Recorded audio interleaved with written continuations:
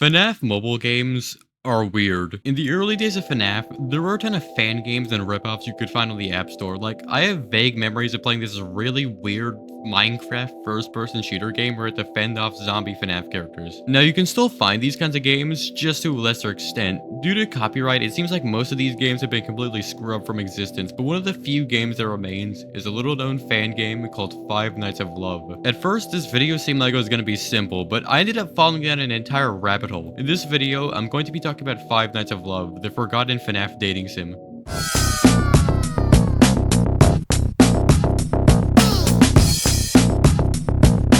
Created by Chabizi and released on April 3rd, 2015, Five Nights of Love, or Funnel as I'll be calling it, is a relatively unknown fan game. I've only seen a couple of YouTubers play it, with one of them being Blasphemous HD of all people. What it is, guys, it's your boy Blasphemous HD, and we are here with yet another Five Nights at Freddy's dating simulator. She's such a bad bitch, though. The game would of course be released on mobile, which is how most people, including myself, found out about it, with it currently having about 1 million downloads. I vaguely remember playing it on my phone back in 2015, but despite being the most popular version, we're not going to be playing the mobile version. Due to copyright reasons, the game has had to completely rebrand into a legally distinct version of itself, with the game being renamed from Five Nights of Love to Five Tries of Love. Every character in the game has also been completely redesigned into a non-copyright version of themselves. Also, the mobile version is completely unplayable on my phone because it was made for an older version of Android, so instead I'll be playing the PC version, which you can find on Chabizi's DeviantArt. Booting up the game, I'm immediately greeted with Kevin MacLeod elevator music.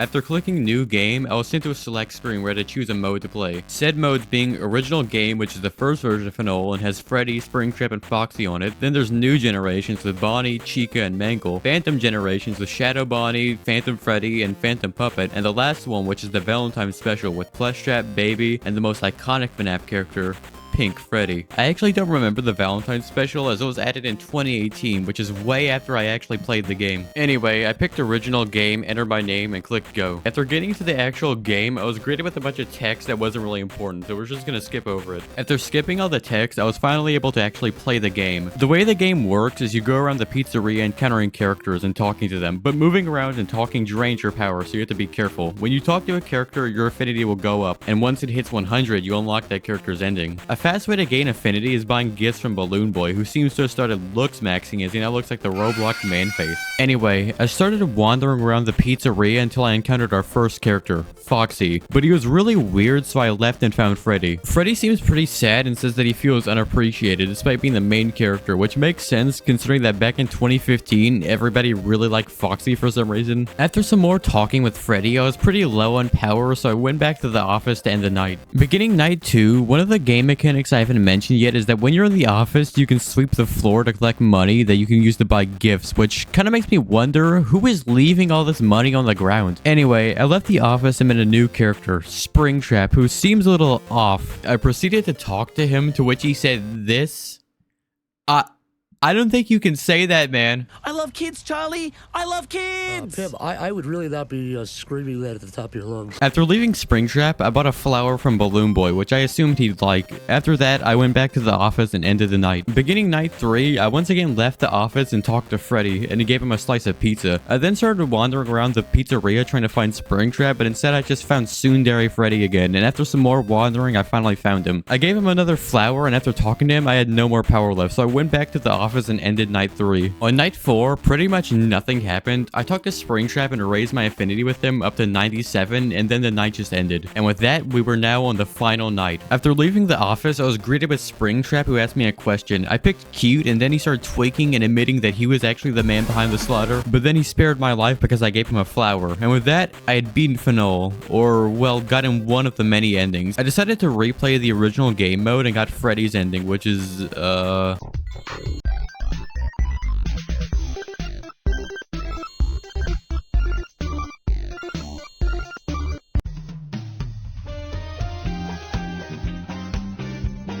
moving on. I'm gonna kind of just speed through the rest of these since they kind of just blend together. I got on New Generations, Rizzed Up Mangle, She Ate Me. Then I replayed it and got Chica's ending where she reveals she's actually a creepy yandere and keeps the player trapped with her forever. Moving on to Phantom Generations, I got Shadow Bonnie's ending on only night 3 where he revealed that he is actually not an evil shadow man but actually instead a femboy, and then we got married. Why is this animated like an Invincible edit? On to the last generation, the Valentine generation. For the final time, I was back in the office. After leaving the office, I encountered Circus Baby and decided not to talk to her as I feel like I know how that would end. I then proceeded to wander around for a bit until I found Plush Trap, who called me a peasant. And then he said this. Bro, why is Plush Trap genuinely a cornball? After I was done talking with Plush Trap, I had pretty much no power left, so night 1 came to an end. On night 2, I encountered everybody's favorite FNAF character, Pink Freddy. After talking to Pink Freddy, I bought a crown from Balloon Boy and gave it to Plush Trap, who seemed to have really liked it. Plush Trap proceeds to say some pretty weird things, like he knows something that the others don't. He says he's tired and that he no longer wants to be a part of this endless cycle. And after that, night 2 came to an end. Pretty much nothing happened on night 3, so we're just gonna skip over to night 4 where I finally got Plush Trap's ending. Plush Trap is different from the other characters. He knows he's in a video game, that none of this is real. He is tired of the repetitive nature of the game and the endless cycle of the player showing up, him falling for the player, the game ending, and then the cycle repeating again and again. But despite all this, he is happy that after every time the player started a new game, they always chose him. And with Plush Trap's ending, we have completed FNAF. Yeah, there's all the other endings we haven't seen, but I really don't feel like getting all of them. There's also some other secret stuff, like Balloon Boy has an unlockable ending, and also a secret clown mode. Overall, FNAF is a weird but fun game. Considering that it was a FNAF mobile game that came out in 2015, it's pretty good for the time. Also, it's pretty obvious that the game's creator was probably really young when they made it, so it is impressive in that regard. Now, even though we're done with FNAF, I assure you that there is still a lot to talk about. See, something a lot of people don't know is that FNAF actually has a sequel. But before we get to that, we have to talk about one of Shabizi's other FNAF fan games.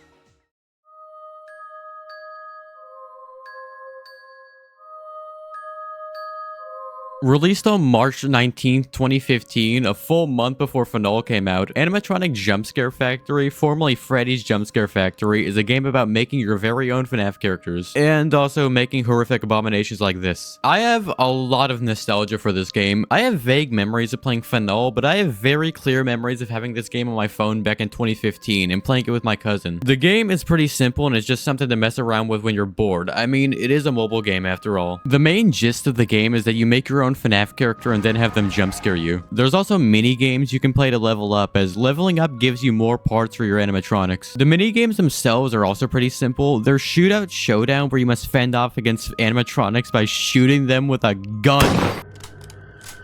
What is this, like, top 10 scariest, like, true stories type music? Number 3, Herobrine. Shootout Showdown also has a game-breaking bug where the player is just completely invincible. Like here, you can see I'm literally surrounded by a horde of animatronics, and yet I'm somehow still alive. Like, what is this? This is borderline unplayable. Then there's Quest Mode, where you have to recreate an animatronic in a certain amount of time. And finally, Surprise Mode, which is something you're supposed to use to prank people with, as it starts off normal, but then...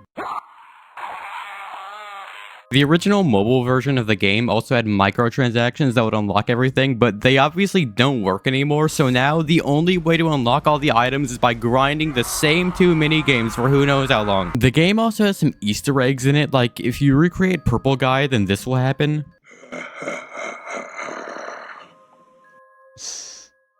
Yeah, if you make Purple Guy, that happens. Go back. You can't. You can't. You can't. You can't. You can't. The game has also had a ton of issues with copyright. It's not as bad as what happened to FNAF, like we don't have Pink Springtrap or Black Bear Freddy, but there's a ton of stuff that's been changed due to legal reasons. For starters, the game used to be called Freddy's Jump Scare Factory and was very different from the version we have today. Like for example, the Surprise Mode has actual FNAF characters on it and such as random OCs. And then there's other stuff like Chica has a bib and the Purple Guy has a badge, which would later be removed. And even the toy animatronics' rosy cheeks were recolored to pink for some reason. Other than that, I don't really have that much to say about Animatronic Jump Scare Factory, so I guess we're just gonna move on to the final game, that being...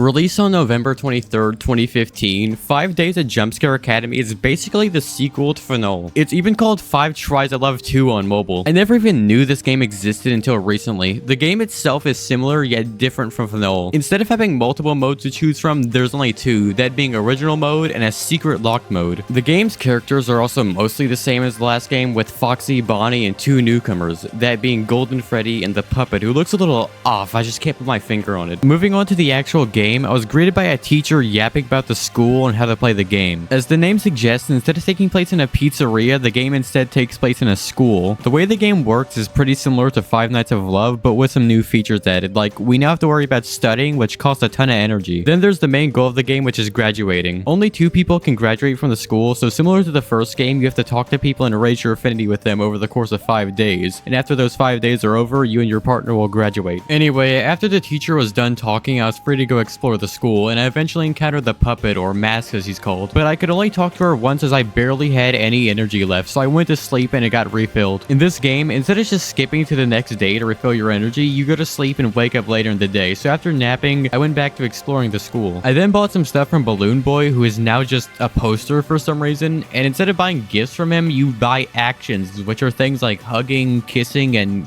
kicking for some reason. Kicking? Oh, I want to do some kicking.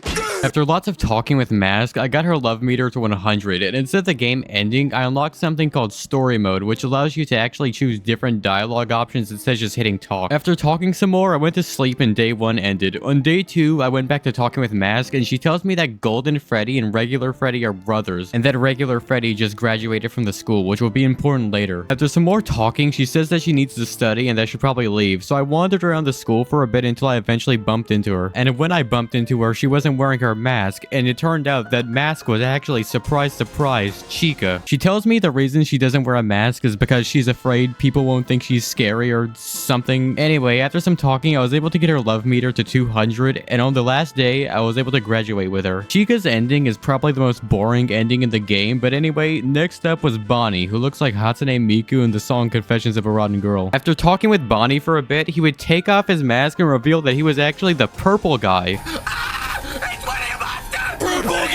For some reason, Springtrap and the Purple Guy are 2 separate entities in the FNAF universe. What is this, FNAF the musical? This whole thing brings up a lot of questions, because we know Springtrap is probably William Afton from him admitting to murdering children, so then who even is the Purple Guy? Does he have any connection to the weird Purple Guy Easter egg in animatronic Jumpscare Factory? Also, wouldn't it have made way more sense if he was pretending to be Spring Bonnie instead of regular Bonnie? He also reveals that he's the school headmaster, and I ended up making a deal with him and he let me graduate immediately. Moving on to Golden Freddy. Golden Freddy's whole shtick is that he's crazy, but after talking to him for a bit and unlocking his story mode, I ask him about his brother Freddy, and this causes him to start freaking out. He begins to remember his brother, and this causes him to regain his sanity. He tells us that the headmaster, aka Purple Guy, tried to make him go insane by tinkering with his head, but now he's back to normal. And then he drops an insane bombshell on us, revealing that Freddy did not graduate, but was actually murdered. He then shows us a picture of Mask disassembling Freddy's corpse. Apparently, Mask is working for Purple Guy, and he had her murder Freddy, which is brutal, especially since Freddy was betrayed and killed by one of his own friends. And then Golden Freddy reveals that when an animatronic graduates, they're killed, and their parts are sent to the animatronic Jumpscare Factory. That's right, it's all connected. And now that we know this, this means that every time you make a character in animatronic Jumpscare Factory, you're using parts from dead animatronics. Golden Freddy tells us that even if we don't graduate, we'll still just get scrapped eventually. Golden Freddy says it's too late for him and that he's already losing his mind, but he has a plan on how to escape. He gives us a key that he stole from Chica when she was disassembling Freddy's body. The key will allow us to escape to the outside world, but unfortunately, he won't be able to come with us. And after thanking us for what we've done, he reverts back to being crazy. And on the last day, when we finally graduate, we are met with this.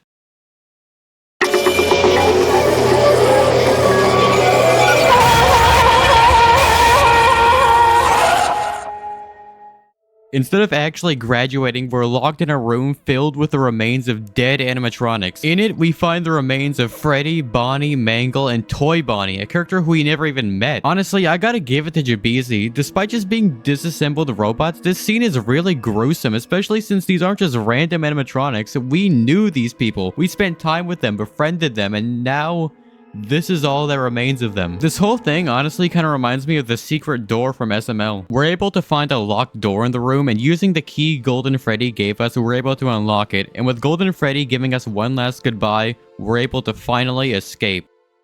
Then there's Foxy. Foxy acts really different from how he did in FNAF to the point where they barely even feel like the same character. Foxy is extremely skeptical of the school and knows that something is up, with him mentioning how suspicious it is that students who graduate are never heard from again. Later, Foxy tells us that he tried to escape 2 times, with the school punishing him by removing his arm and his eye. Which, can I just mention that the continuity of these games are a bit weird. Like in FNAF, which obviously takes place before Jumpscare Academy, Foxy is already missing his arm and his eye, which doesn't make any sense, but I'm probably looking too deep into things. On the final day, you graduate with him and both of you get trapped, but if you were able to get the key from Golden Freddy and don't graduate with him but instead Foxy, then you'll be able to escape with him. There's also the secret game mode, which is a Christmas mode, but after that, we've basically seen all there is to be seen with Chibizi's FNAF fan games. Also, I just want to say, Jumpscare Academy feels a little familiar. Like, okay, the game is about a school, which on the surface seems normal, but in reality is actually a place full of murder and despair. And then there's the main villain who runs the school and hides amongst the students, and he also kills people. I feel like I've seen this before. This game just feels a little familiar. Now that I've played through Chibizi's FNAF fan games, I'm just gonna quickly review all of them. Five Nights of Love is an alright game. I like it, but it has a lot of problems. For starters, the game is really repetitive. A lot of the gameplay just boils down to go here, talk to character gets tired of talking, leave them, talk to character again, but then you run out of power so the night ends, and then you repeat this multiple times. The game is also just kind of boring. It's funny seeing Foxy say he wants to live in your socks or Springtrap pretending to be normal, but I wish there was more to it than just pressing talk and the character suddenly falling in love with you. The game's cast of characters is pretty good and has a lot of variety, but then there's stuff like the Phantom generation, which I'm really not too big on. Like, I don't hate it, but I feel like it would have been better if they made a Withered or Nightmare generation, because genuinely, who cares about the Phantom puppet? The fact that Phantom puppet is in this game but not the regular puppet is insane. And then there's Shadow Bonnie, who isn't even from FNAF 3, nor is he a Phantom. So why is he even here? Also, why is Toy Chica not in this game? Like, it's a FNAF dating sim, but there's no Toy Chica. I wanna rizz up Toy Chica, bro. Where is she?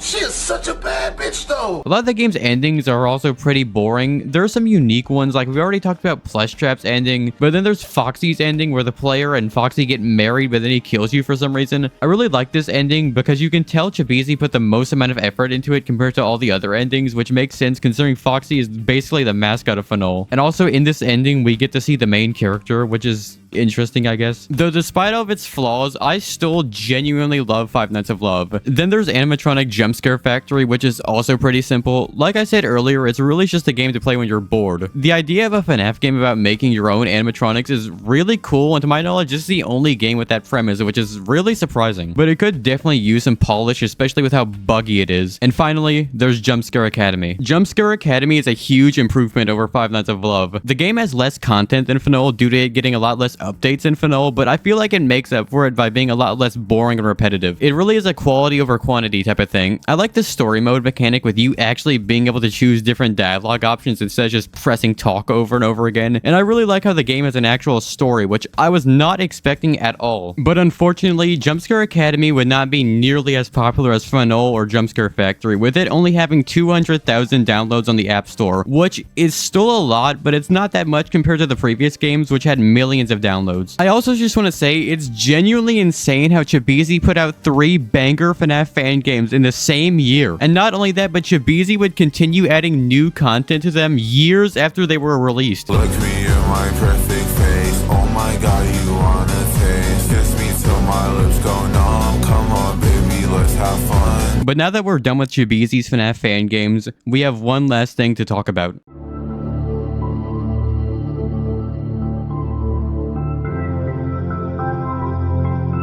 So after playing Five Nights of Love and the other FNAF fan games by Chibizi, I started to wonder, what happened to Chibizi? So out of curiosity, I went on their DeviantArt page to see what they were up to, and I found some pretty crazy stuff on here. Like, apparently Chibizi is a woman, which is Kind of obvious considering the types of games she makes. There's genuinely so much weird stuff on here, like the PewDiePie dating sim or the Momo cooking game, and Undertale the Mistletoe, which is a game about making Undertale characters kiss. Yeah, okay, man. There's also Can You Escape Love, which is a completely original game series by Chibizi, and then there's Lefty's Math Basics, which is some Baldi's Basics type game where Lefty of all characters teaches you math, and this would actually be the last FNAF fan game Chibizi would ever make. Chibizi also made another, like, Baldi's Basics type game where Thanos from Avengers Infinity War teaches you about math? Bro, what? There's so much stuff on here. I could probably make an entire video about all of it. But anyway, back to the topic at hand.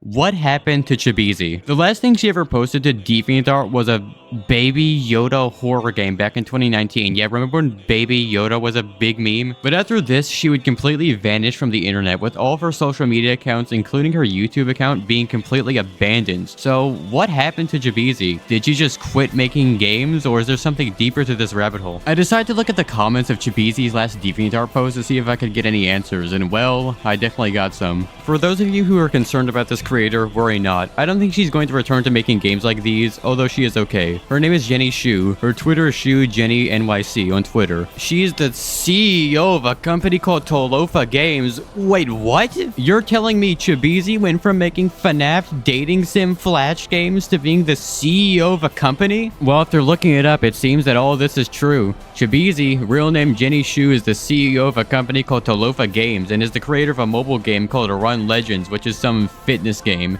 and another game called Monster Walk Step Adventure. Chibizi has clearly moved on from her days of making FNAF fan games, and I'm kind of split on this. On one hand, I think it's nice she was able to achieve her dream of becoming a serious game developer, but on the other hand, I think it's sad she stopped making games about FNAF and other things. Chibizi's old games were so weird and unique, and the fact we'll never get a Five Nights at Love 3 leaves a void in me. Though something I found out recently is that Chibizi has a TikTok account, and on this account, she frequently talks about her old games, including Five Nights at Love and the other FNAF games, showing she hasn't completely forgotten about them, which is really cool. I highly suggest you go check it out, as there's a lot of interesting stuff on there. I wanted to make this video because I genuinely love these games and have a lot of nostalgia for them, and I wanted to bring them to light since I don't hear anybody talk about them. Like, seriously, these games are so obscure and forgotten. I've only seen a couple of people who even remember them. Like, seriously, I think the most exposure Five Nights of Love has gotten in actual years was it being in an animatronic video back in 2020. And then there's the other games, which I have not seen a single person talk about in a video that wasn't made like 10 years ago, which is honestly crazy because these games used to be really popular. Like, back in the day, if you looked up FNAF on the App Store, one of the first things that would pop up besides the official games was Five Nights of Love and Animatronic Jumpscare Factory. Both of these games have millions of downloads and would be extremely popular and successful, especially FNAF, which would be played by big YouTubers like Blasphemous HD and even MatPat, which is genuinely crazy. Like, imagine making a FNAF fan game and then MatPat himself plays it. I would feel honored. So Five Nights at Freddy's meets dating sims. What a perfect episode for you guys to watch us play at home. Because who doesn't want to date Foxy or Springtrap or Balloon Boy, right? So the fact that barely anyone remembers them is really sad. But anyway, I got the idea to make this video a while back, and originally it was going to be simple and I was just going to talk about FNAF, but I ended up falling down a rabbit hole with all the stuff surrounding FNAF, like it having a sequel, which I didn't know about, and then I remembered Animatronic Jumpscare Factory and found out that it was made by the same person who made FNAF, which I also didn't know, and then I found out about Chibizi becoming a CEO and all that, and it just kind of spiraled from there. But I've basically talked about mostly everything there is about FNAF and the other games. Of course, there's a ton of other stuff made by Chibizi, so maybe I'll talk about that in the future.